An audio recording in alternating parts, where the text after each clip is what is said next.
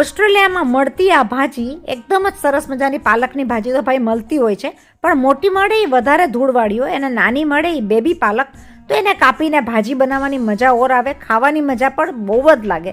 તો આપણે આને કાપી લીધી છે, લઈ લીધા છે જોડે ટમેટાં, કાંદા, લસણ બધું કાપીને તૈયાર કરી લીધું છે. મસ્ત મજાની ભાજી બનાવી નાખશું જે ખાવાની આવી જાય ઠંડીની સિઝનમાં જોરદાર મજા. તો મેં લઈ લીધું છે 2 ટેબલસ્પૂન જેવું તેલ, એની અંદર લઈ લીધી છે ડુંગળી અને લસણ. તમે વધારે પ્રમાણમાં નાખો તો પણ એનો સ્વાદ વધવાનો જ છે અને લાગવાનું જ છે સારું. ખીચડી સાથે કે રોટલા સાથે કે રોટલી સાથે કે ગમે એની સાથે તમને ભાજી ખાવાની આવી જશે મજા.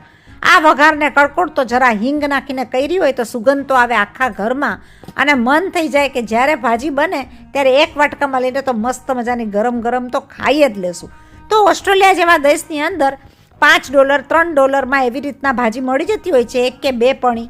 તો મેં લઈ લીધી છે વઘારેલી ભાજીની અંદર મસાલો, અડધી ચમચી હળદર, માપથી છે નિમક, અડધી ચમચી ધાણા જીરું, અડધી ચમચી લઈ લેશું કાશ્મીરી મરચાંની ભૂકી. થોડી તીખી કરવી હોય તો તમે રેશમ પટ્ટી પણ લઈ શકો, અડધી ચમચી, જેનાથીને સ્વાદ આવે થોડો તીખાસવાળો અને લાગે પણ બહુ જ સરસ.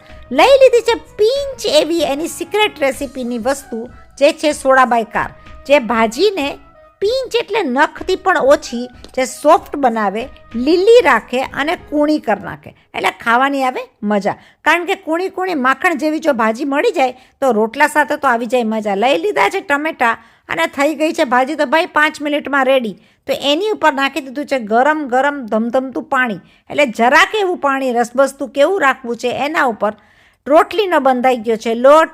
તો આ રેસીપી સિમ્પલ, સરળ, સહેલી ગમી જાય તો બીના ઓસ્ટ્રેલિયા મોદીમાં લાઈક કરજો, શેર કરજો, સબસ્ક્રાઈબ કરજો, આગળ ફોરવર્ડ કરજો.